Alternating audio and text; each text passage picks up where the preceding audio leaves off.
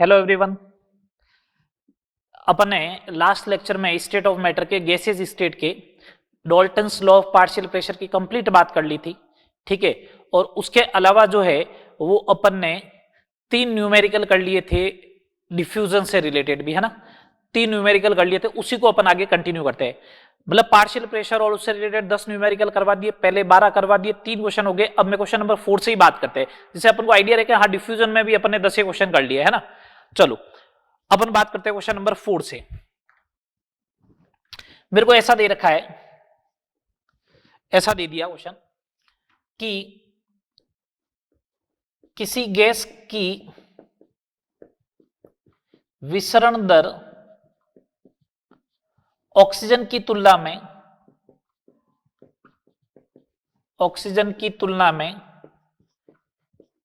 1.73 गुना है।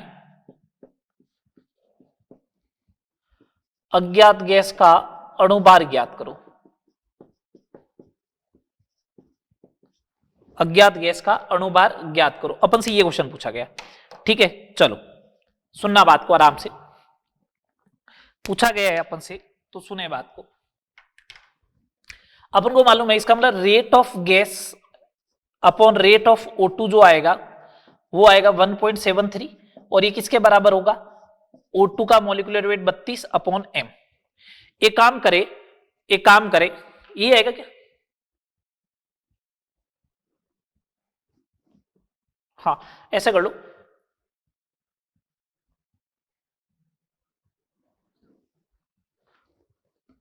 कम है ऐसा कर लो। तो इसका मतलब इसको ऐसा लिख दो फिर। तो rate of O2 upon rate of the gas diffusion की वो आएगी मॉलिक्यूलर वेट अपॉन 32, और ये आएगा 1.73। 1.73 बेसिकली जो होता है वो स्क्वायर रूट ऑफ 3 होता है, स्क्वायर रूट ऑफ 3 होता है। स्क्वायर कर ले दोनों साइड का, m/32 इज इक्वल टू 3, तो molecular weight is equal to 96। Molecular weight is equal to 96, ये हो जाएगा, ठीक है। बात चले आगे, चलो नेक्स्ट प्रॉब्लम के ऊपर बात करते हैं अपन। डिफ्यूजन से रिलेटेड ही प्रॉब्लम है। क्वेश्चन नंबर 5 की बात करें। एक आपको 120 सेंटीमीटर की एक ट्यूब दे रखी इस टाइप से। मैं एग्जैक्ट आंसर लेके नहीं आऊंगा जो भी इसमें है। इसके 2 इनलेट दे रखे हैं, इनलेट इधर x और इधर y। इधर से आप अमोनिया गैस पास करवा रहे हो और इधर से HCl गैस, और ये 120 सेंटीमीटर 200 सेंटीमीटर की लंबी ट्यूब है। 200 सेंटीमीटर की एक लंबी ट्यूब है, ठीक है। एक इनलेट NH3 और दूसरा इनलेट है YHCl। x से कितनी दूरी पर श्वेत धुआं बनता है? x से कितनी दूरी पर श्वेत धुआं बनेगा? आपसे ये क्वेश्चन पूछा गया है। x से कितनी डिस्टेंस पे जो है वो व्हाइट फ्यूम्स आएगी, ये आपसे पूछा गया है, ठीक है।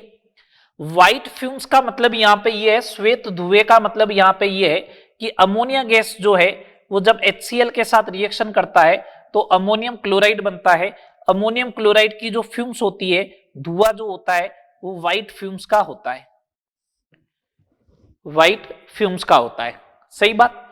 अगर ऐसा है तो देखिए ये तभी बनेगा ना व्हाइट फ्यूम्स, जब यहां से गैस चल के इस दूरी पे आ जाए, ये इस दूरी पे आ जाए और दोनों आपस में मिल जाए।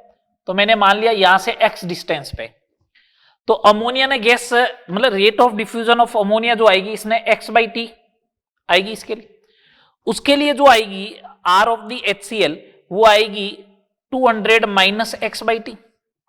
टाइम तो दोनों को वही लगा। तो अब देखे R of the ammonia upon R of the HCl जो आएगा वो आना चाहिए square root of the molecular weight इसका डिवाइड बाई 17। ये हो गया x upon 200 minus x is equal to, ये देखिए अगर इसको सॉल्व करने की ट्राई करेंगे तो ये जो है वो 2 से थोड़ा ज्यादा बन रहा है। 2 का स्क्वायर रूट होता है 1.4, आप इसे अप्रोक्सीमेट 1.5 लेके आ जाओ। 1.41 होता है, 1.5 कंसीडर कर लिया। अब आप इसे सॉल्व कर ले तो ये बन जाएगा कितना बन जाएगा? x plus 300 minus 1.5x 2.5x is equal to 300, तो x बराबर 120 सेंटीमीटर। तो इसका मतलब इस वाली दूरी से 120 सेंटीमीटर के डिस्टेंस पे जो है ये जब 120 ट्रेवल करेगा तो ये 80 ट्रेवल कर लेगा और व्हाइट फ्यूम्स बन जाएगी यहां पे किसकी वजह से, अमोनियम क्लोराइड की वजह से। किसकी वजह से बन जाएगी, अमोनियम क्लोराइड की वजह से। बात क्लियर, बोलो कोई दिक्कत है क्या, नहीं, चले आगे। चलो नेक्स्ट प्रॉब्लम देखें। नेक्स्ट प्रॉब्लम अपन बात करें,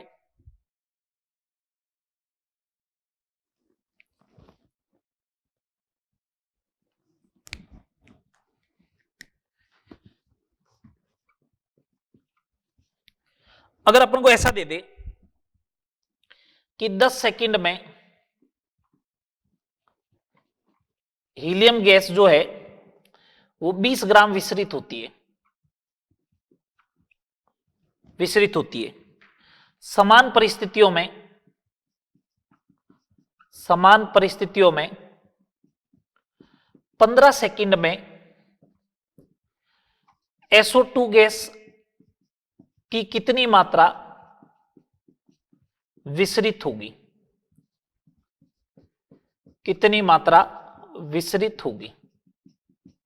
ये अपन से क्वेश्चन पूछा गया। ठीक है, बेसिकली सुने बात को, ये क्वेश्चन पूछा गया ना, तो अपन एक सिंपल सा आइडिया लगाओ। ये 20 ग्राम दे रखा है। अब बात सुनना, मास की तो मैंने बात ही नहीं की थी, मैंने तो 3 ही फॉर्मूले बताए थे, x/t, v/t, n/t। मोल की बारे में बात हो रही। 5 मोल विसरित हुए। कितने मोल विसरित हुए, 5। तो इसकी रेट ऑफ डिफ्यूजन जो आएगी, rate of diffusion of helium 5/10, और रेट ऑफ SO2 जो आएगी वो number of mole divide by 15, ये आएगी। दोनों का रेशियो लो। अपन को मालूम है कि ये जो होती है वो 64 डिवाइड बाई 4, 16 मतलब 4 आता है। तो इनको दोनों को अगर डिवाइड करोगे, ये लो, तो वो 4 के बराबर आना चाहिए। 4 के बराबर आएगा तो ये 2 हो जाएगा। तो 15/2n इज इक्वल टू 4, तो n बराबर 15/8 मोल आएगा। बोलिए, मेरे हिसाब से तो ये आएगा, 15/8 मोल आएगा। अगर उसका 5 मोल हुआ तो 10 सेकंड में इसका 5/4 होना चाहिए था, 5/4 या 10/4। हाँ सही है, 15/8 मोल आएगा। तो मास चाहिए अब अगर आपको, मास ऑफ SO2, तो 15/8 इंटू 64 होता है 15/120 ग्राम डिफ्यूज हो जाएगा। ठीक है, लोग क्या करते हैं, सीधा एक आइडिया लगा लेते हैं। एक सीधा आइडिया ये लग जाता है, मास के अकॉर्डिंग बात नहीं होगी, मोल्स के अकॉर्डिंग बात होगी फर्स्ट ऑफ थिंग। ठीक है, बोलो कोई डाउट, चले आगे। चलो नेक्स्ट बात करते हैं। नेक्स्ट प्रॉब्लम की अगर बात करें और देखो,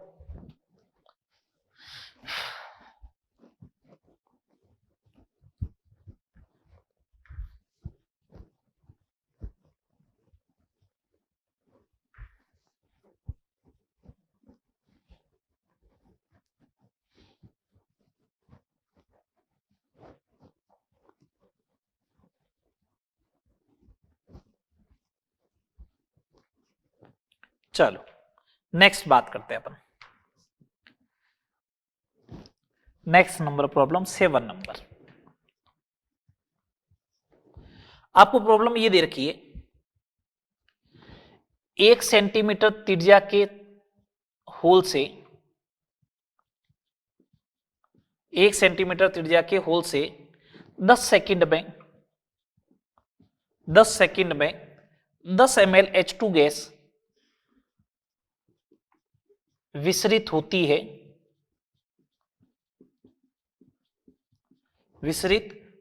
है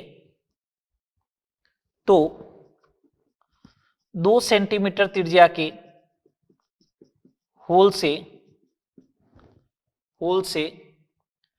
10 सेकंड में कितनी ऑक्सीजन विसरित होगी, ये आपसे क्वेश्चन पूछा गया है। टैकल करते हैं।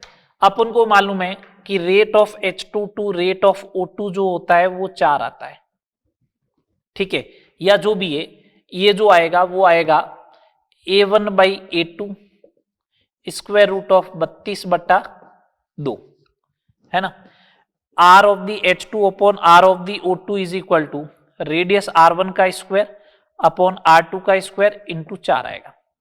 हाँ, इसका कितना 10 ml 10 सेकेंड में, ये लो, अपॉन उसका कैलकुलेट करना है V/T, T कितना दे रखा है 10, ये लो, इज इक्वल टू रेडियस 1 का स्क्वायर अपॉन 2 का स्क्वायर इंटू 4, ठीक है।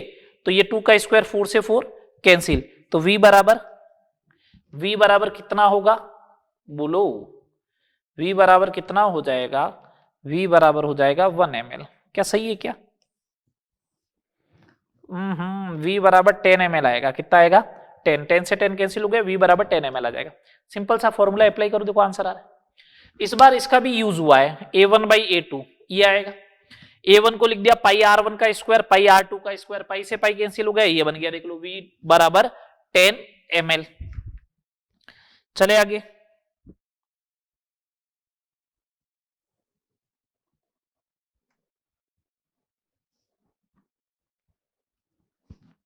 लिखो नेक्स्ट प्रॉब्लम की बात करते हैं। एक पात्र में हीलियम एंड CH4 प्रारंभ में 2:1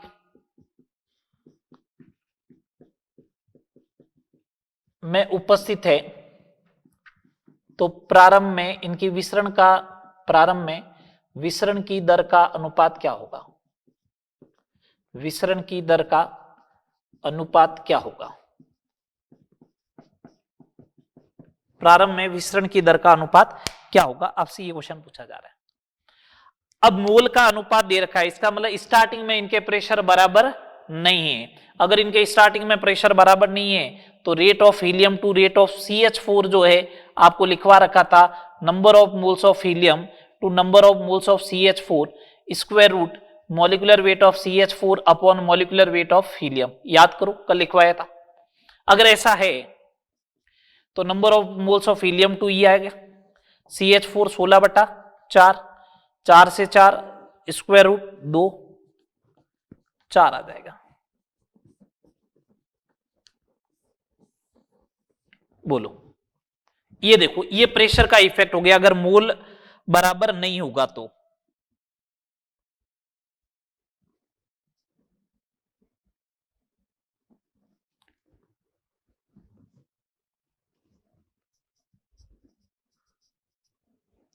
अगला क्वेश्चन देखिए,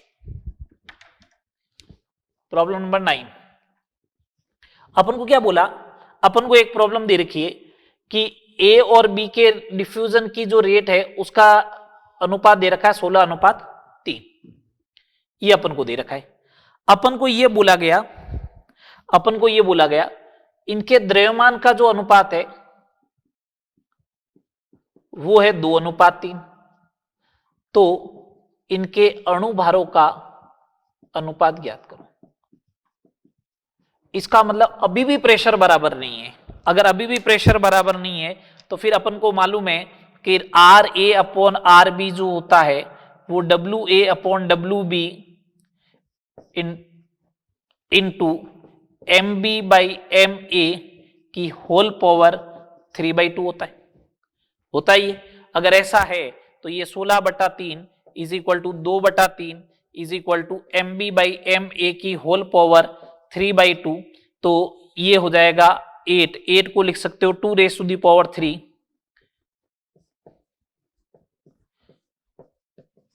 तो ये हो गया 2 is equal to square root of the MB/MA। तो MB/MA जो आएगा वो किसके बराबर आ जाएगा, 4 के बराबर आ जाएगा। मैंने जितने फॉर्मूले लिखाए थे उसके बेसिस पर जितने भी क्वेश्चन है सारी बात हो गई। जितने फॉर्मूले कल लिखा के गया था उनसे रिलेटेड जितने भी क्वेश्चन है वो सारी बात हो गई। चलो एक लास्ट क्वेश्चन करते हैं इसके रिलेटेड, इससे रिलेटेड फिर अपन जो है वो काइनेटिक थ्योरी ऑफ गैसेस के बारे में बात करेंगे। फिर अपन काइनेटिक थ्योरी ऑफ गैसेस से रिलेटेड बात करेंगे।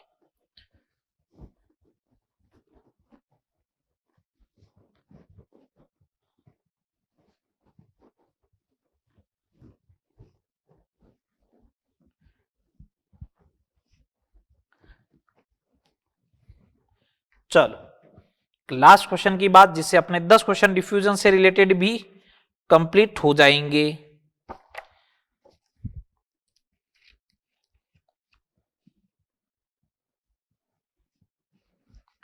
जैसे एक क्वेश्चन दे रखा है, समझना बात को।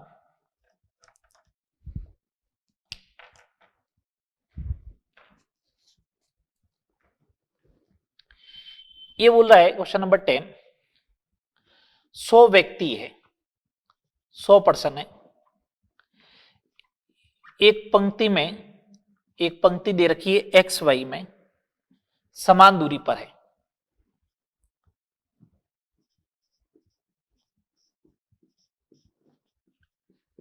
ठीक है, एक्स दिशा से जो है वो N2O, जिसे अपन लॉफिंग गैस, हास्य गैस बोलते हैं, और वाई दिशा से जो है वो टीयर गैस,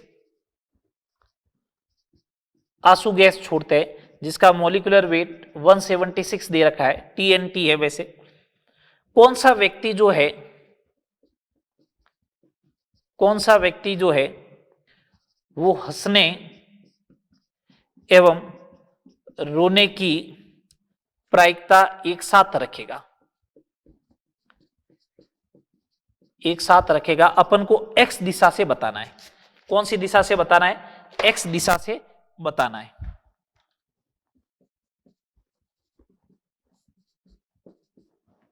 कौन सी डायरेक्शन से बताओगे? एक्स डायरेक्शन से। सुने बात को, अगर जैसे ये 2 पर्सन है तो इनके बीच में खाली जगह कितनी होगी? 0, एक भी पंक्ति खाली नहीं। अगर 3 समान डिस्टेंस है, इसके और इसके बीच में कितनी डिस्टेंस है? 1। अब बोलो 2, तो इसका मतलब जो होगा, अगर 100 पर्सन है, एक पंक्ति में एक्स वाई डिस्टेंस पे है, तो बराबर डिस्टेंस कितनी होगी? सुनना, ये 1 डिस्टेंस हुई, ये 2 डिस्टेंस हुई, ये 3 डिस्टेंस हुई, तो 4 जनों के बीच में 3 बराबर डिस्टेंस होती है। तो इसका मतलब n-1 इक्वल डिस्टेंस होगी, मतलब 99 डिस्टेंस होगी। बोलो 99 पंक्तियां होगी, 99 डिस्टेंस होगी। तो इक्वल डिस्टेंस कितनी बनेगी? पहले तो उसकी बात कर लो। तो इक्वल डिस्टेंस बनेगी 99। ये लो। अभी बोला हंसरा और रोने की प्रायिकता एक साथ रखे। ये तभी पॉसिबल है जब कोई व्यक्ति यहां पे खड़ा है, उसके पास ये वाली गैस भी पहुंच जाए, ये वाली गैस भी पहुंच जाए, तो वो हंसेगा भी और रोएगा भी। तो सुनो, मैंने मान लिया एक्स इनलेट से N2O आ रहा है, तो उसने डिस्टेंस ट्रेवल कर ली, मैंने कहा x बाई टी, और तो वो कितनी करेगा? 99 माइनस एक्स बाई टी करेगा। ये लो, इसका मॉलिक्यूलर वेट 176 और N2O का 44, तो ये कितना आ जाएगा? 2। टी से टी कैंसिल हो गया, तो x upon 99 minus x is equal to आएगा 2। तो 198 माइनस 2x बराबर x, तो 3x बराबर 198, तो x बराबर 36, x बराबर 36 बराबर डिस्टेंस आएगी। तो जब आप 36 बराबर डिस्टेंस ट्रेवल कर चुके होंगे, तो व्यक्ति कौन सा होगा? 37वां। क्यों? जैसे आप यहां पे एक व्यक्ति है, ये दूसरा है, ये तीसरा है, ये चौथा व्यक्ति है। तो देखो, आपने पहली डिस्टेंस ट्रेवल की तो दूसरे पे पहुंच गए, दूसरी डिस्टेंस ट्रेवल की तो तीसरे पे पहुंच गए, तीसरी डिस्टेंस अगर आपने ट्रेवल की तो चौथे पे पहुंच गए।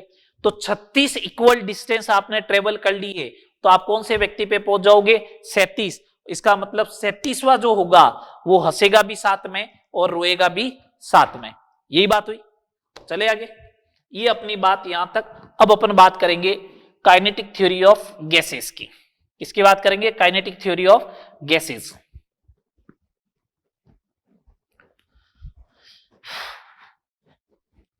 कुछ एज्यूम्शन है जो फिजिक्स में पढ़ते हो उसके अकॉर्डिंग। हाँ, तो देखिए नेक्स्ट आगे अपन अगर बात करें तो अपन बात करते हैं काइनेटिक थ्योरी ऑफ गैसेस की। ठीक है, चलो, काइनेटिक थ्योरी ऑफ गैसेस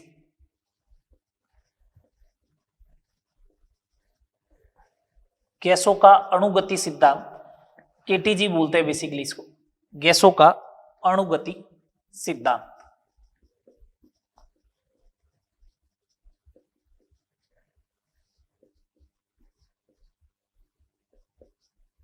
गैसों का अणुगति सिद्धांत ये दे रहे।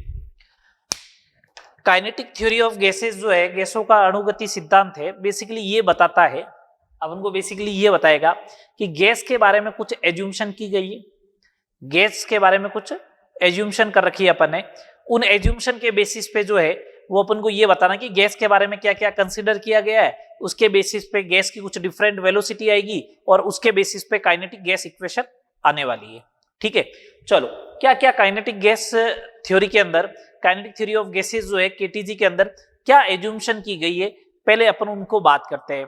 ठीक है ना, क्या परिकल्पनाएं की गई, गैस को कैसा कंसीडर किया गया, गैस में क्या क्या नेचर होते हैं, उनकी बात की गई। तो पहले अपन उनको डिस्कस करते हैं, उसके बाद आगे बात करेंगे। ठीक है, आओ देखो फर्स्ट नंबर पॉइंट, प्रत्येक गैस छोटे छोटे कणों से मिलकर बनी होती है,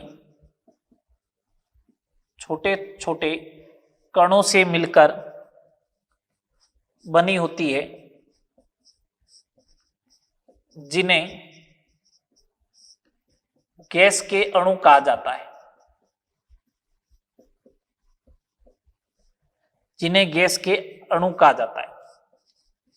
अपन पहले बेसिकली मूल में ये बात कर चुके हैं, बेसिकली अपन मूल में ये बात कर चुके हैं कि गैस जो होती है, बेसिकली अपन मूल में ये बात कर चुके हैं कि गैस जो होती है वो टाइनी पार्टिकल से, मतलब छोटे पार्टिकल से मिलके बनी होती है। या मूल में अपन ने बोला था कि गैस का हमेशा क्या होता है, अणु होता है। तो गैस हमेशा जो होती है वो स्मॉल पार्टिकल से मिलके बनी होती है। उन स्मॉल पार्टिकल को अपन क्या कहते हैं, मॉलिक्यूल कहते हैं, गैस के अणु कहा जाता है।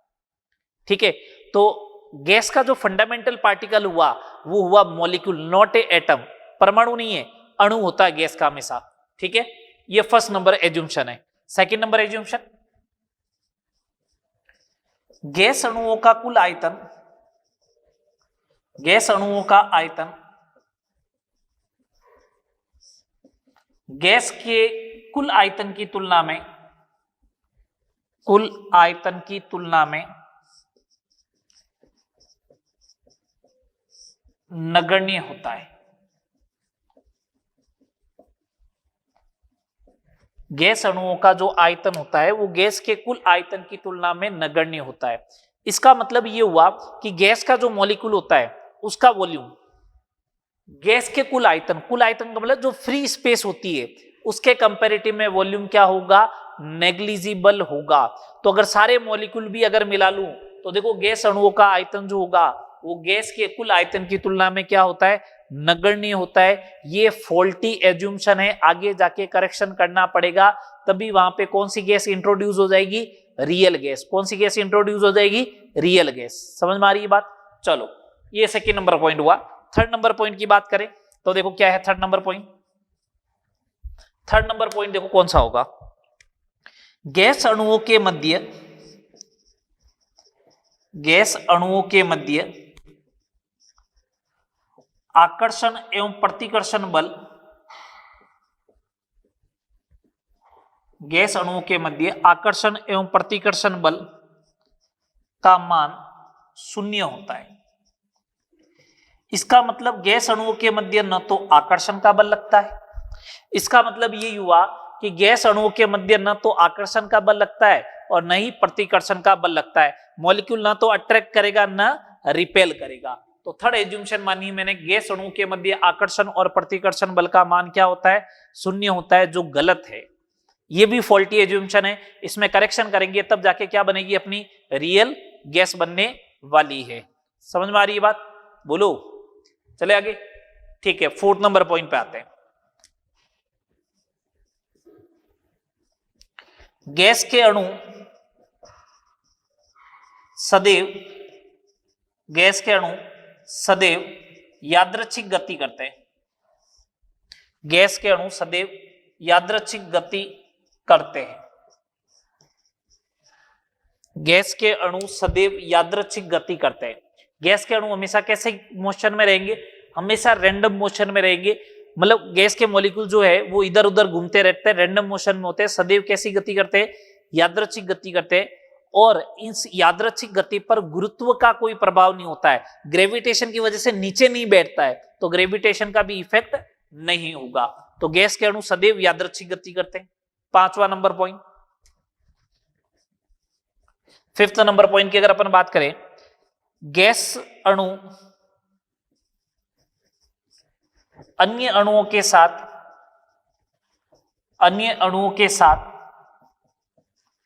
एवं पात्र की दीवार से, जिसमें रखा गया उसकी पात्र की दीवार से टक्कर करते हैं तथा पात्र की दीवार से टक्कर के कारण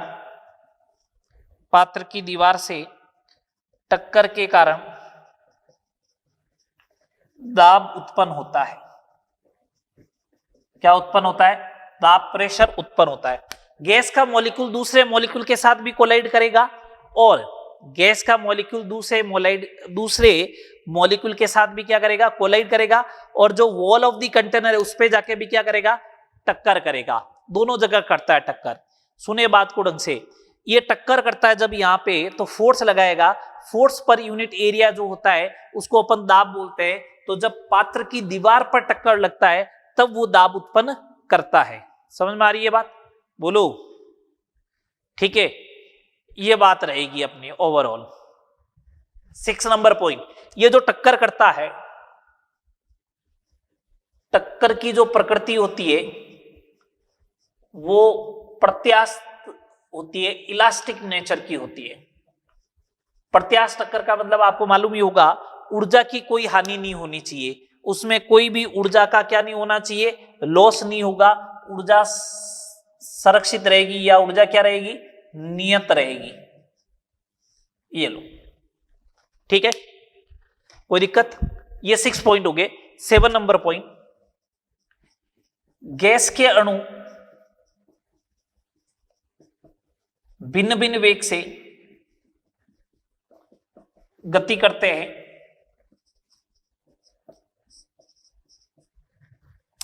ऐसा नहीं है कि सारे गैस के मॉलिक्यूल एक ही स्पीड से मूवमेंट करते हैं।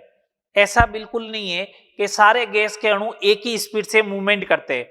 गैस के अणु जो होते हैं वो अलग अलग वेग से गति करते हैं, परंतु इनकी औसत गतिज ऊर्जा जो होती है, तो इसका मतलब सबकी गतिज ऊर्जा भी अलग अलग होगी। अगर गतिज ऊर्जा अलग अलग होगी तो एवरेज गतिज ऊर्जा जो होती है, एवरेज काइनेटिक एनर्जी जो होती है, औसत गतिज ऊर्जा गैस के परम ताप का मतलब केल्विन में, परम ताप के समानुपाती होती है। तो अगर अब मैं बोलूं kinetic energy, average kinetic energy, तो वो होगी 3/2 kT। ये लो, एवरेज काइनेटिक एनर्जी हो गई 3/2 kT। तो सॉरी, ऐसा लिख दो, ये तो बाद में डिफाइन करेंगे। एवरेज काइनेटिक एनर्जी जो आएगी वो डायरेक्टली प्रोपोर्शनल टू आएगी किसके? टेम्परेचर के डायरेक्टली प्रोपोर्शनल टू आएगी। तो गैस के अणु भिन्न भिन्न वेग से गति करते हैं, जिसमें औसत गतिज ऊर्जा जो होती है गैस के परम ताप के समानुपाती होती है, और एवरेज काइनेटिक एनर्जी जो होती है वो डायरेक्टली प्रोपोर्शनल टू होती है किसके? टेम्परेचर के।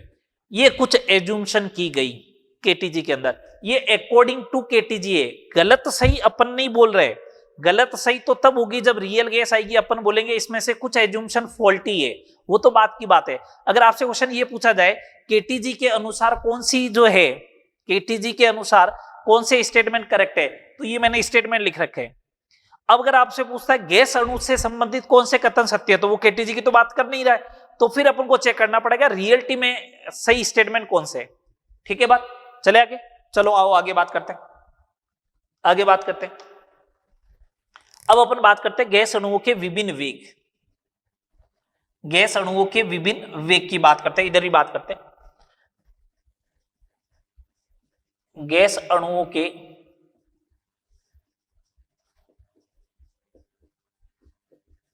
विभिन्न वेग, different velocity of gas molecule, different velocity of gas molecule. Gas molecule की जो डिफरेंट वेलोसिटी होती है वो कौन कौन सी क्या क्या होती है उनके बारे में अपन बात करते हैं। Different velocity of gas molecule. पहला, सबसे पहले जो है वो है root mean square speed.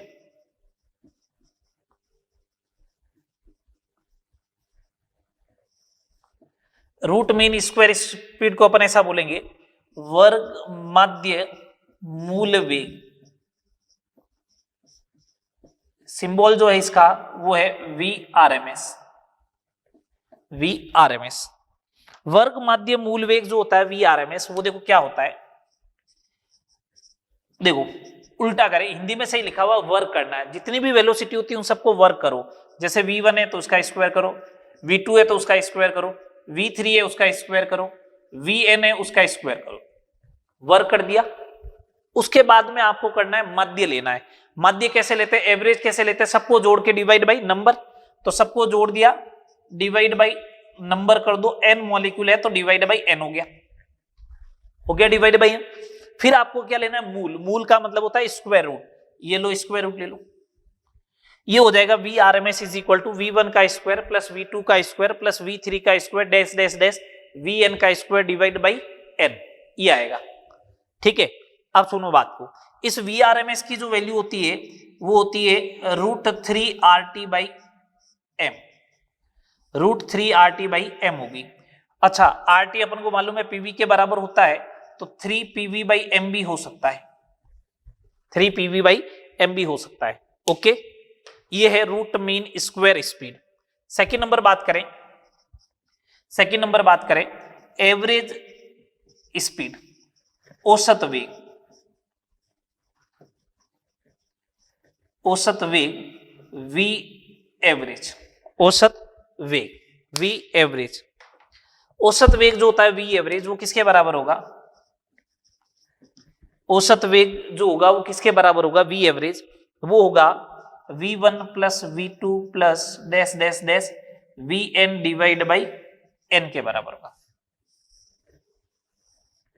V average होगा V1 plus V2 plus dash dash dash Vn divide by n, ये होगा औसत वेग। औसत कैलकुलेट करना है तो सारे वेग को जोड़ के डिवाइड बाई अणुओं की संख्या, तो V1 plus V2 plus dash dash dash Vn divide by n हो जाएगा। अगर ऐसा है तो इसकी वैल्यू जो होती है वो होती है √8RT/m। 8RT/m, ये फॉर्मूला ध्यान रखें, कैलकुलेट करने का बोलेगा तो इस फॉर्मूले के थ्रू होंगे। ठीक है, थर्ड स्पीड की बात करते हैं, most probable speed. Most probable speed VMP, मतलब अधिकतम प्रायिकता वेग। क्या है, अधिकतम प्रायिकता वेग। अधिकतम प्रायिकता वेग, ठीक है। चलो, मोस्ट प्रोबेबल स्पीड क्या होता है, सुने बात को। जिस स्पीड से, सुनना बात को ढंग से, जिस स्पीड से मैक्सिमम नंबर ऑफ मॉलिक्यूल अगर गति करते हैं, जिस स्पीड से मैक्सिमम नंबर ऑफ मॉलिक्यूल गति करते हैं, उसी को अपन क्या बोलते हैं, मोस्ट प्रोबेबल स्पीड। जिस स्पीड से अधिकतम अणु गति करते हैं उसी को अपन क्या बोलते हैं, मोस्ट प्रोबेबल स्पीड, अधिकतम प्रायिकता वेग। अगर जैसे मान लो कोई 10 अणु है, 10 अणु है, मूवमेंट कर रहे हैं, गति कर रहे हैं, उसमें से 5 अणुओं का वेग 3 मीटर पर सेकंड है, 3 मीटर पर सेकंड। उसके अलावा 1 का है, 2 का है, 4 का है, 5 का है, 6 का है, मान लो, और 5 मॉलिक्यूल 3 मीटर पर सेकंड से गति कर रहे हैं, तो अधिकतम अणु किस वेग से गति कर रहे हैं, 3 मीटर पर सेकंड। तो V मोस्ट प्रोबेबल जो होगा वो 3 मीटर पर सेकंड हो जाएगा। मैं अभी इससे रिलेटेड एक क्वेश्चन भी करने वाला हूं, है ना, जिससे आपको पूरा आइडिया चल जाए। ठीक है, अधिकतम प्रायिकता वेग अपन ऐसा बोलेंगे, वह वेग जिससे अधिकतम अणु गति करते हैं, अधिकतम अणु, वह वेग जिससे अधिकतम अणु गति करते हैं, अधिकतम प्रायिकता वेग कहलाता है। अधिकतम प्रायिकता वेग कहलाता है, या वो स्पीड जो अधिकतम अणुओं द्वारा रखी जाती है उसको अपन क्या बोलते हैं, अधिकतम प्रायिकता वेग कहलाएगा। v मोस्ट प्रोबेबल जो आएगा वो आएगा स्क्वायर रूट में 2RT/m, रूट 2RT/m आ जाएगा। ठीक है बात, ये तीनों वेलोसिटी आ गई, ये काइनेटिक थ्योरी ऑफ गैसेज आ गई। बोलो ओके बाबला, चले आगे, आगे चलो आगे बात करते हैं, इनका देखते हैं कौन ज्यादा होगा कैसे कम होगा उसके बारे में बात करते हैं अपन।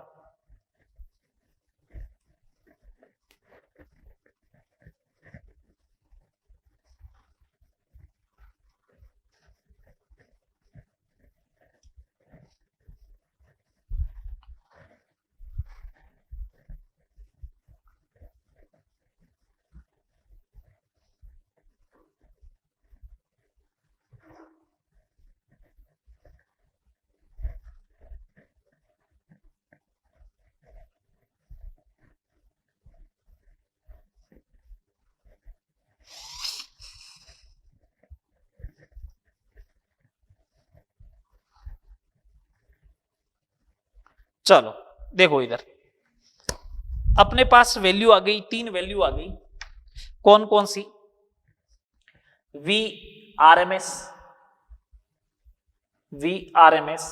वो आ गया √3RT/m, वी एवरेज वो आ गया 8RT/m, और V most probable is equal to 2RT/m, ये आ गया है ना। अब मेरे को चाहिए कि इसका ऑर्डर क्या आएगा, कभी कभार सीधा ऑर्डर ही पूछ लेता है। तो देखो ऑर्डर ऑफ वेलोसिटी की अगर अपन बात करें कि इनके ऑर्डर की क्या बात होगी, ऑर्डर ऑफ वेलोसिटी, तो देखो क्या आ सकता है,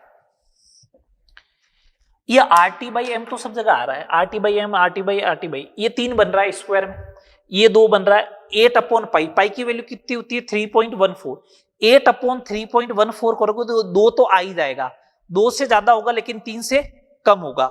इसका मतलब ऑर्डर जो आना चाहिए वो ये आना चाहिए, VRMS सबसे ज्यादा होगा, V एवरेज और फिर मोस्ट प्रोबेबल स्पीड, VRMS फिर V एवरेज और फिर मोस्ट प्रोबेबल स्पीड आएगी। सही बात। कभी कभार रेशियो पूछ लेता है, कभी कभार वो क्या करता है अपन से रेशियो पूछ लेता है, किसका, मोस्ट प्रोबेबल सबसे कम है, V most probable to V average to VRMS। तो अगर मोस्ट प्रोबेबल को अगर अपन 1 माने तो ये किस रेशियो में होगा, 1.128:1.229, 1.229, ये आपको ध्यान रखना है, ये आपको क्या करना है, ध्यान रखना है। ये अपनी बात हो गई सारे डिफरेंट टाइप ऑफ वेलोसिटीज की। अभी न्यूमेरिकल करेंगे तो आपको और अच्छे से मालूम चल जाएगा। चले आगे, चलो आगे बात करते हैं, kinetic gas equation, kinetic gas equation, गत्यात्मक गैस समीकरण, गत्यात्मक गैस समीकरण, काइनेटिक गैस इक्वेशन।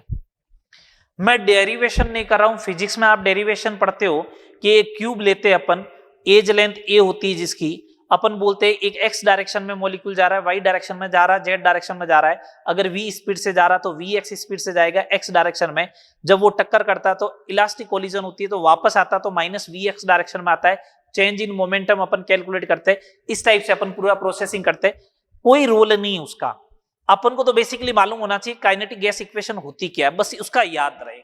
तो काइनेटिक गैस इक्वेशन जो होती है वो ये होती है, PV is equal to 1/3 mn/VRMS का स्क्वायर, ये होती है।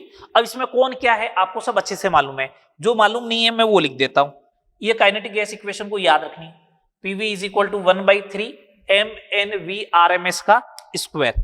जैसे P दाब है, ये लो P दाब है, V आयतन है, ये लो वॉल्यूम है, 1/3 का कोई लेना देना नहीं, M गैस अणु का द्रव्यमान है, ये लो, ठीक है, N गैस अणुओं की संख्या है, जो आपने कंटेनर में डिसाइड की थी।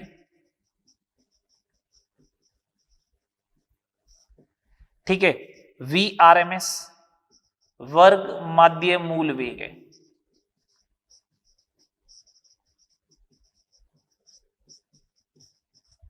वर्ग माध्य मूल वेग है। ठीक है, P दाब है, V आयतन है, M गैस अणु का द्रव्यमान, N गैस अणुओं की संख्या, VRMS वर्ग माध्य मूल वेग है।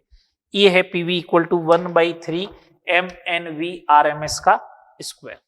ठीक है, अब सुनो बात को ढंग से। मैंने क्या किया, एक मोल के लिए बात करता हूं, फॉर 1 मोल गैस, एक मोल गैस ले लो, तो ये PV is equal to 1/3 M, ये हो जाएगा Na VRMS का स्क्वायर। बोलो, एक मोल में अणुओं की संख्या कितनी होती है, एवोगैड्रो नंबर के बराबर होती है, तो N की जगह क्या आ जाएगा, Na आ जाएगा। ठीक है, अपन को मालूम है एक मोल के लिए PV इक्वल टू RT होता है, तो मैंने PV की जगह लिख दिया RT इज इक्वल टू, ये 3RT लिख दिया, इज इक्वल टू अपॉन में Na भी कर दिया, ये लो, ये हो गया MVRMS का स्क्वायर। सही बात, दोनों साइड 2 से डिवाइड कर दिया, 3/2 RT अपॉन Na, ये हो गया हाफ MVRMS का स्क्वायर। हाफ MV स्क्वायर होती है काइनेटिक एनर्जी, तो ये हो गई काइनेटिक एनर्जी पर मॉलिक्यूल की। किसकी हो गई, एक ही तो मॉलिक्यूल है भैया। हाफ MVRMS स्क्वायर में एक अणु का द्रव्यमान है M और उसकी स्पीड है VRMS, तो ये एक ही तो अणु है, तो इसकी काइनेटिक एनर्जी पर मॉलिक्यूल कितनी आ जाएगी, 3/2 RT अपॉन Na। और आपको मालूम होना चाहिए कि R अपॉन Na जो होगा वो बोल्ट्जमान कांस्टेंट होगा, बोल्ट्जमान नियतांक होगा K, तो K is equal to R upon Na, जिसकी वैल्यू 1 कितनी हो जाएगी, 1.23 ये हो जाएगी, इनटू क्या 8.314 में डिवाइड करो। देखे 8.314 में अगर डिवाइड करता हूं 6.02 का, मतलब 6 का, तो 6 और ये आ गया 1, पीछे बच गया 2, 1.2 18 5 1.28 आएगा, 1.28 मान लो, 1.28 इंटू 10⁻⁻23, और ये आ गया किसके अंदर, ये किसके अंदर आ गया, इसकी वैल्यू आ जाएगी, देखो आप सुन, अरे रुको रुको रुको, ये आ जाएगी, इसकी वैल्यू आ जाएगी जूल पर केल्विन। किस में आ जाएगी, जूल पर केल्विन। ये बोल्ट्जमान कांस्टेंट हो गया, 1.28 इंटू 10⁻⁻23 जूल पर केल्विन। सुनना बात को, अगर ऐसा है तो काइनेटिक एनर्जी पर मॉलिक्यूल होता है, पर मॉलिक्यूल पर यूनिट की जो प्राइस होती है उसी को तो अपन एवरेज बोलते हैं, तो ये एवरेज काइनेटिक एनर्जी तो आ गई, average kinetic energy is equal to 3/2 R/Na की जगह KT। ये एवरेज काइनेटिक एनर्जी है, मतलब पर मॉलिक्यूल की जो होती है उसको एवरेज बोलते हैं। पर मोल की चाहिए, काइनेटिक एनर्जी पर मोल की बात हो रही है, तो Na से मल्टीप्लाई कर दो, तो वो Na से मल्टीप्लाई करते ही K इंटू Na हो जाएगा RT, 3/2 RT हो जाएगा। फॉर N मोल के लिए बात करें, फॉर N मोल के लिए तो उसको बोलेंगे काइनेटिक एनर्जी टोटल, तो टोटल हो जाएगी 3/2 nRT। ये लो, ये अपने सारे फॉर्मूले आगे जो इस वाले टॉपिक में काम आने वाले थे, इसको भैया ढंग से समझ लेना। सबसे ज्यादा दिक्कत होती है लोगों को, यही समझ में नहीं आता कि एवरेज काइनेटिक एनर्जी पर मोल की और टोटल में क्या क्या डिफरेंस होता है। जो एक मॉलिक्यूल की होगी उसे ही अपन बोलेंगे एवरेज काइनेटिक एनर्जी 3/2 KT है, काइनेटिक एनर्जी पर मोल जो होगी वो 3/2 RT होगी, और काइनेटिक एनर्जी टोटल 3/2 nRT। वहां सोच ले कि क्या पूछी जा रही है। ओके है बात, किसी कोई डाउट नहीं। अब अपन करेंगे इससे रिलेटेड न्यूमेरिकल्स की, KTG से रिलेटेड न्यूमेरिकल की। मैं आपको और बता देता हूं, मैं मेरी तरफ से फुल एफर्ट डाल रहा हूं, हर टॉपिक में आपको अच्छे से अच्छे क्वेश्चन करवाया जाए। ठीक है, अच्छे से अच्छे क्वेश्चन करवाने की फुल ट्राई कर रहा हूं अकॉर्डिंग टू एग्जाम ओरिएंटेड। ठीक है ना। अब किसी को ऐसा लग रहा होगा कि काइनेटिक्स वगैरह में क्वेश्चन मॉनिटरिंग वगैरह के नहीं करवाए, एग्जाम में कभी क्वेश्चन आता नहीं है उससे रिलेटेड, तो मैंने करवाए भी नहीं है। एग्जाम ओरिएंटेड जो है मैंने सफिशिएंट करवा रखा है, आप उसको अच्छे से कर ले, कोई प्रॉब्लम नहीं आएगी आपको। ठीक है, चले आगे। चलो अब आगे बात करते हैं, बट पढ़ा करो आप, ठीक है ना। इस वीडियो को देख के न्यूमेरिकल जो है वो अपना आप लगाया करो, सोल्व किया करो, बेटा पढ़ने पे ही सब कुछ होगा।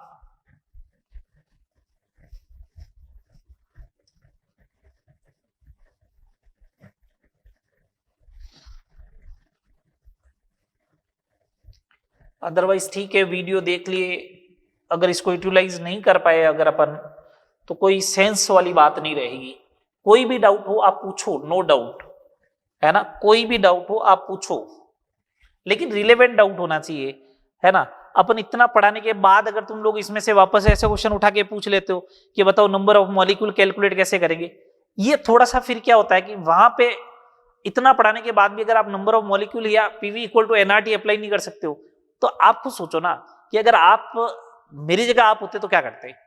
तो बेसिकली जो है वीडियो को यूटिलाइज करे, पढ़े, समझे, ठीक है, और फिर क्वेश्चन को अप्लाई करने की ट्राई करें, हैंड टू हैंड क्वेश्चन करो रोज के रोज, ठीक है बात। चलो तो लास्ट यूनिट है, पहले वाले यूनिट में भी देखो, कहीं डाउट हो वापस करते हो, टेस्ट वगैरह में डाउट हो वो पूछ लिया करो। चलो आगे बात करते हैं, अब अपन इससे रिलेटेड न्यूमेरिकल्स की बात करेंगे, ठीक है ना, कौन कौन से न्यूमेरिकल है, कैसे क्या टैकल करना है। चलो सबसे पहला क्वेश्चन बहुत सिंपल सिंपल से क्वेश्चन करवाऊंगा, ठीक है, और लॉजिकल वाले। क्वेश्चन नंबर फर्स्ट, समान ताप पर N2 एंड O2 गैसों की एवरेज काइनेटिक एनर्जी का अनुपात क्या होगा।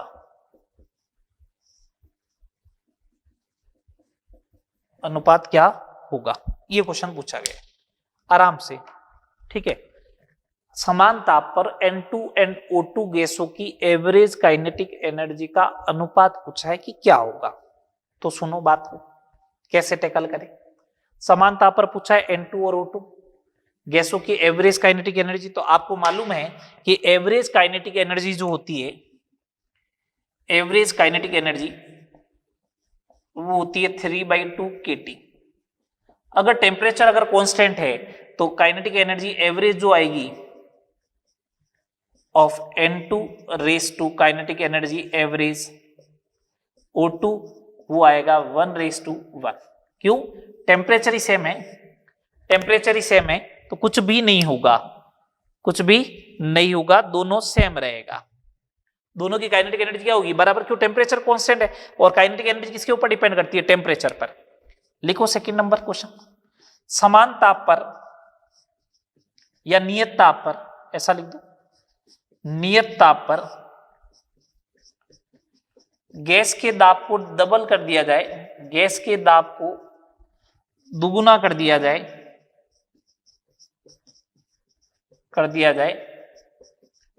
तो VRMS में कितना परिवर्तन होगा।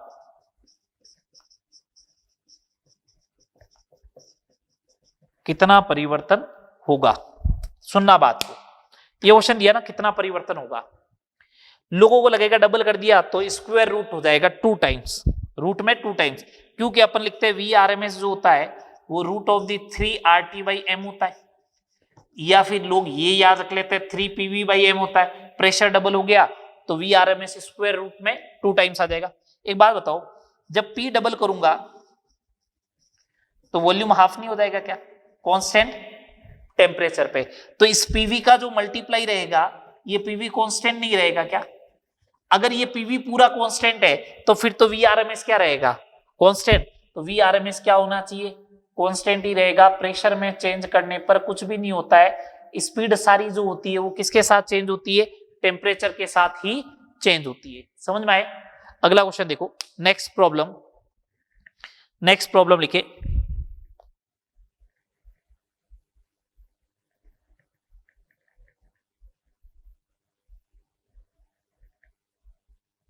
लो चलो नेक्स्ट देखे, क्वेश्चन नंबर 3, 27 डिग्री सेल्सियस पर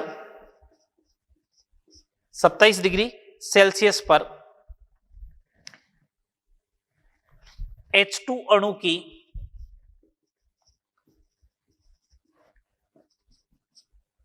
मोस्ट प्रोबेबल स्पीड ज्ञात करो। स्पीड ज्ञात करो। सोचो आप खुद। अब 1 मिनट के लिए मैं भी वीडियो रोक रहा हूं, होल्ड कर रहा हूं, आप सोचो कि क्या कैलकुलेशन आना चाहिए, क्या आंसर आना चाहिए, बताओ देखें।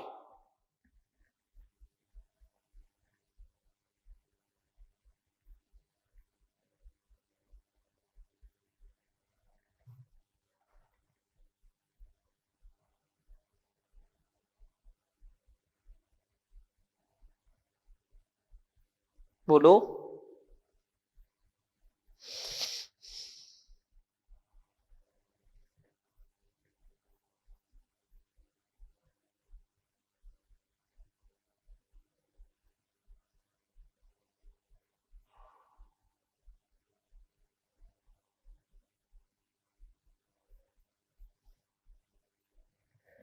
बोलो भैया, बोलो फटाफट बोलो देखें।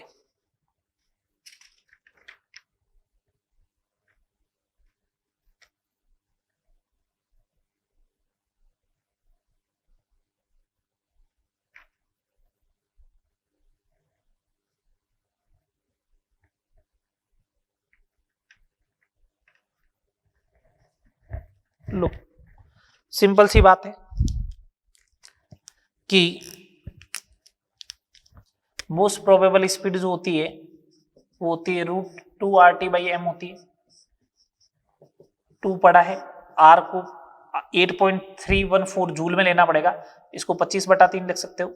टेम्परेचर 300 दे रखा है, ये 2 ग्राम होता है तो किलोग्राम में कन्वर्ट करना पड़ेगा, ऐसा यूनिट चल रही है इसलिए, तो मीटर पर सेकंड आ जाएगा। ये 2 से 2 कैंसिल हो गया, ये हो गया 100, है ना। तो ये 10⁻³ ऊपर जाएगा तो 25 इंटू 10⁻³ बन गया 5, है ना। तो ये हो गया 500 इंटू √10 मीटर पर सेकंड आ जाएगा, ये आ जाएगा, ये आएगा। 10⁴ का कितना बन जाएगा? 10⁴ का आएगा 10⁴2 बार 500 √10 मीटर पर सेकंड। एक बार कैलकुलेशन देख लेना आप, है ना, मेरे हिसाब से तो सही है। 500 रूट यही बनेगा।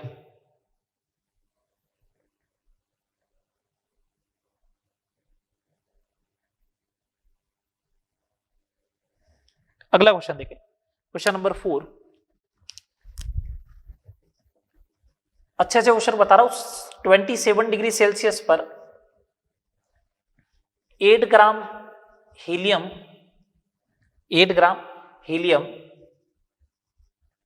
अणुओं की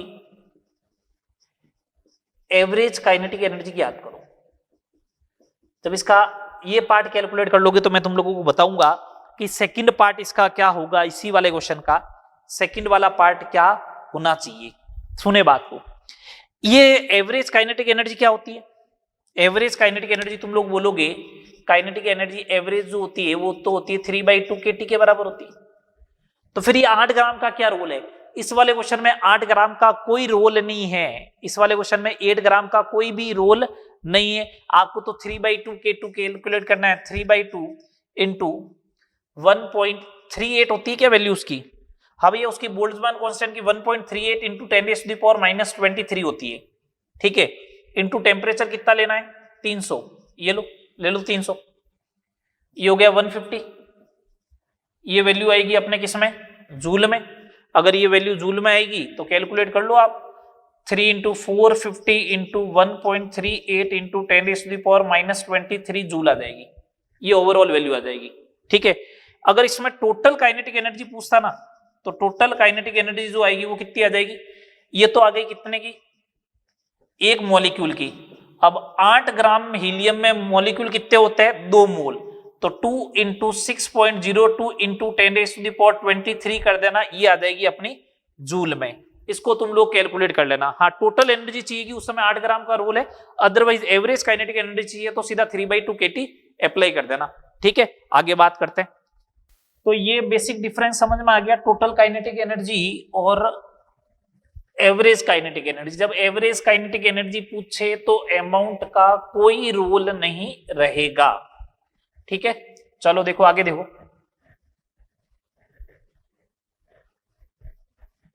चलो नेक्स्ट क्वेश्चन नंबर 5।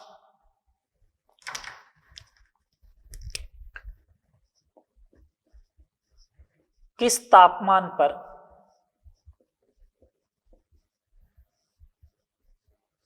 O2 का Vrms H2 के 27 डिग्री सेल्सियस तापमान पर Vrms के बराबर होगा, ऐसा ऑप्शन दिया है। ठीक है, ठीक है जी। अब सुनो बात को, ये दे रखा है तो अपन को बोला दोनों के Vrms बराबर करने, तो Vrms of O2 is equal to Vrms of H2। लो फॉर्मूला लगाओ, √3RT/m 32, √3R टेम्परेचर 300 बटा 2, स्क्वायर रूट से स्क्वायर रूट कैंसिल कर दो, 3R से 3 कैंसिल, ये लो इतने केल्विन टेम्परेचर पे होगा। हो गया सिंपल सा क्वेश्चन, ये देख लो 4800 केल्विन आ जाएगा। ओके, आगे बात करें, आगे बात करें। लो अगला क्वेश्चन देखो, अगले क्वेश्चन की बात करते हैं। Question number 6। जब तापमान, आपको ऐसा बोला, जब तापमान 20 डिग्री सेल्सियस से 40 डिग्री सेल्सियस तक बढ़ाया जाता है तो नियोन परमाणुओं की, मतलब अणु ही हो गया, मोनोएटॉमिक गैस है इसलिए, नियोन परमाणुओं की औसत गतिज ऊर्जा में कितना परिवर्तन होगा? गतिज ऊर्जा में परिवर्तन होगा, कितना परिवर्तन होगा, ये अपन से पूछा गया है। ठीक है, करो कैलकुलेट करो, मतलब रेशियो पूछा गया है एक तरीके से, ये आंसर के अकॉर्डिंग रेशियो पूछा जा रहा है। तो एवरेज काइनेटिक एनर्जी पूछिए ना, तो काइनेटिक एनर्जी एवरेज जो होती है वो होती है 3/2 kT, है ना। चलो तो एनर्जी E1/E2 जो होगी, पहला था कितना 293 अपॉन 300 13, ये आ जाएगा E1/E2। बस रेशियो पूछा है, सिंपल सा, सिंपल सा रेशियो पूछा है। अगला, अगला क्वेश्चन देखो, नेक्स्ट प्रॉब्लम नंबर 7। आपसे यह पूछा गया किस तापमान पर, किस तापमान पर 0.3 मोल हीलियम की कुल गतिज ऊर्जा, कुल गतिज ऊर्जा 400 केल्विन पर 0.4 मोल आर्गन की कुल गतिज ऊर्जा के समान होगा, ये अपन से पूछा है। ठीक है, चलो अपन से पूछा किस तापमान पर 0.3 मोल हीलियम की कुल गतिज ऊर्जा, देखो यहां पे इसने बोला कुल गतिज ऊर्जा, तो काइनेटिक एनर्जी टोटल किसकी, हीलियम की, is equal to kinetic energy total argon की। ये लो टोटल क्या होती है, 3/2 n of the helium RT of the helium, ये होती है 3/2 n of the argon into R of the T of the argon. 3/2 से 3/2 कैंसिल, R से R कैंसिल। इसके हीलियम के मोल कितने, 0.3। इसका टेम्परेचर कैलकुलेट करना है, इसके कितने मोल है, 0.4, कितनी है 400। ये लो तो टेम्परेचर ऑफ हीलियम जो होगा वो 1600/3 हो जाएगा। 1600/3 का मतलब कितना होता है, 533.3 केल्विन। ये लो अपना काम हो गया। ऐसे ऐसे क्वेश्चन है। ठीक है, किसी को दिक्कत है तो बोलिए, नहीं अरे सिंपल सिंपल से है, चलो कोई दिक्कत नहीं। चलो एक क्वेश्चन और देखो, क्वेश्चन नंबर 8। अपन को बोला 400 केल्विन ताप पर, ये लो 400 केल्विन ताप पर ताप पर गैस X दे रखी है, ये लो गैस X, मॉलिक्यूलर वेट 40 है, ये लो 40 है, का Vrms, ये लो Vrms, 60 केल्विन ताप पर, 60 केल्विन ताप पर गैस Y के Vmp के बराबर है, तो Y का अणुभार ज्ञात करो, ये आपसे बोला गया। ठीक है, चलो कर लो कैलकुलेट, करो ये कैलकुलेट। तो इसका मतलब ये हो जाएगा अपने पास कि 400 केल्विन ताप पर Vrms of X is equal to V most probable of Y, तो ये हो जाएगा √3RT/m is equal to most probable होता है, ये R से R कैंसिल हो गया, 3T/m is equal to 2T/m, ये करना है अपन को। इसका टेम्परेचर है 3 × 400 अपॉन मॉलिक्यूलर वेट 40, 2 × इसका टेम्परेचर 60 अपॉन मॉलिक्यूलर वेट ये हो जाएगा 10, तो m बराबर 120/30 इज इक्वल टू 4। ये बेसिकली आपके जो एग्जाम ओरिएंटेड क्वेश्चन जितने भी हैं मैंने आपको करवा दिए। ठीक है, ये आपको 8 क्वेश्चन केटीजी से रिलेटेड अपन ने बात कर ली, इनको आप अच्छे से करें। ठीक है, लास्ट लेक्चर अपन कल बात करेंगे रियल गैस की, वास्तविक गैस क्या होती है, वॉन डेर वाल इक्वेशन क्या होती है, गैसों का लिक्विफेक्शन कैसे करना है, उन सब की बात अपन करने वाले हैं नेक्स्ट क्लास में। ओके, यहां तक करें, मिलते हैं नेक्स्ट क्लास में।